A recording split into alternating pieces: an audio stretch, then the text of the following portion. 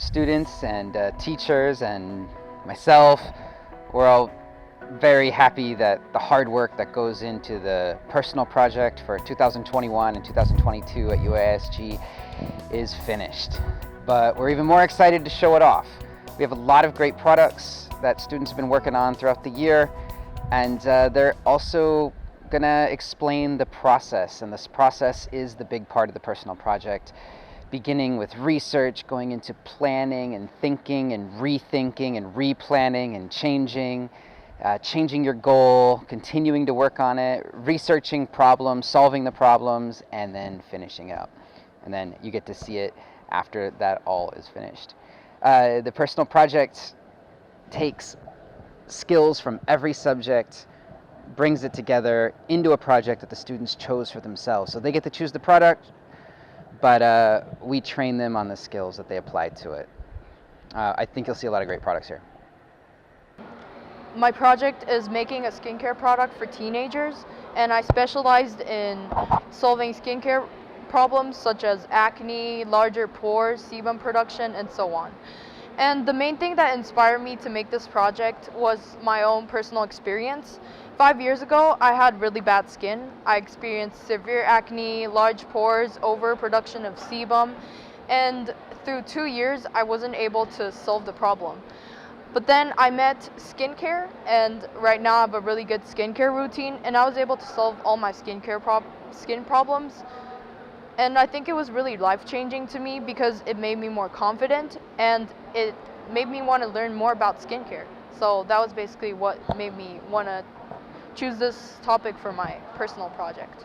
The most interesting thing I learned in my project was working collaboratively with others, because I am a pretty independent person, but then I was able to realize the importance of collaborating with experts and even peers, and the impact that it has on my own project. So it expands the possibilities of my project rather than just doing it alone. I could reach out for help from experts that helped me greatly and extend the maximum capacity of my project.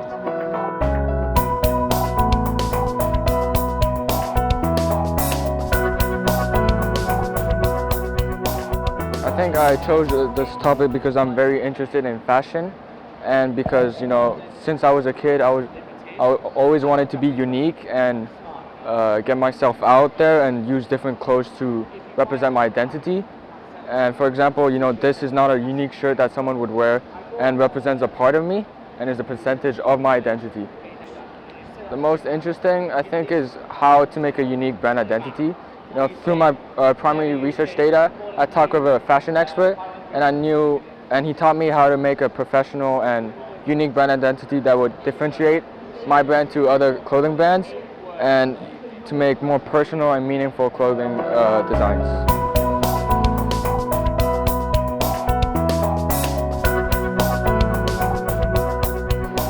I chose robotic because I love robotic, and robotic is the future in my own opinion. And robotic is very fun, which for me, because it requires programming, mathematics, and scientific skills. For me personally, I love math and I love to construct things, especially robots. And robots is quite fresh to me, and so I love to make this. And this is my product, and I added HD camera and film, so it has the ability to film and take photos. The most challenging aspect is to find the right materials and to build them into the right place so it works properly and is as the procedure is correct. Yes. What learning skills do you think you have improved when completing your project? The learning skills that I improved on are communication skill, social skills, and thinking skill. And the most important thing to build a robot is self-management skill, because building it requires a lot of research work. It requires a lot of thinking ahead and making a plan. Yes.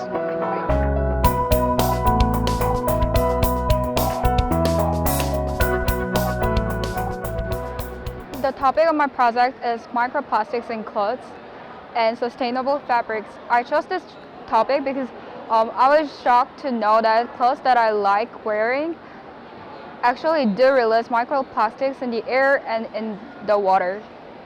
Um, and this includes my three major interests, which are fashion, health, and handicrafts. The most challenging aspect of my project was time management. It was hard for me to balance my time on both summative assessments from the school and my project. The skills that I've improved on are communication and social ATA skills. I improved them by having frequent meetings with my supervisor, discussing my progress and my product.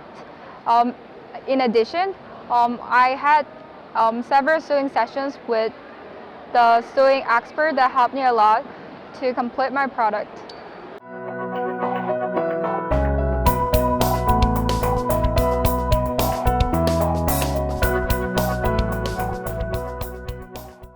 So I chose to learn about overclocking because if I learn about this topic and I could do it myself, then that means I could help and teach others who also want to learn about overclocking, and they could make their computers run faster and therefore have a better using experience. The most interesting skill that I learned during personal project was website making and editing videos, because using these two different forms of presentation could help me with more ways of presenting in the future. And editing is something that I've never done before, so I'm proud that I was able to learn editing during personal project. The most challenging task during a personal project was definitely time management, because other than a personal project, you had other schoolwork that you had to do, and at the same time for your 10 students, they also have e-portfolio. So with a lot of work piled up, it's really hard to try and do the best for every subject.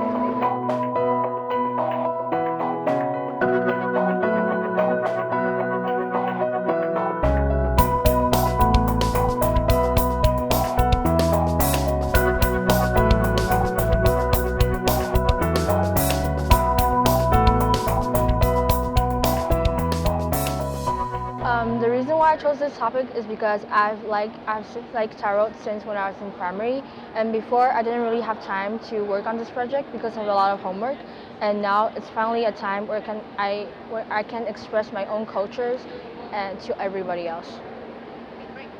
What learning skills do you think you have improved while completing your project? I think I've improved my communication skills and logical thinking skills. The reason why I say this is because throughout my project, I have went up to people who I don't know in the mall and up to my friends and do tarot for them. And you know, tarot requires communication in order to tell them the result. And for thinking skills, I think because tarot is a mentally thing, so it requires connection between the cards. And while I'm doing tarot, I need to make connections, so I need to think what each card means and how they link. You know what I'm most excited about is after you start seeing the products and then you start speaking to the students about how they made it and planned for it. That's when you really see that our students at UISG are real MYP learners. You can see how they apply all of the IB concepts from their subjects all into this process. They'll discuss things that every subject will have to teach beyond the content of their subject. I mean, we teach math and science and English like any other school, and the IB's curriculum is like any other curriculum, except for the IB involves a holistic education that the students apply here. You'll see that in any subject, students research, they make long-term plans, they follow plans, they reflect on their plans, they solve complex problems, they work together, they give each other feedback. They find experts on their own, but they also find experts from their teachers. They just involve all of the amazing aspects of an MYP student and apply it to what they chose to do. And it's a reflection not only of our PP process at our school and how we set it up and how the teachers support them, but it's also a reflection on the quality of our year 6 through 10 education. And you could probably say primary education as well. I see a lot of students bringing skills that they've gotten from our primary school as well. So big thanks to primary teachers. I hope they can be proud of their former students here too. So I mean, just really talking to the students is where the power of the PP exhibition comes out.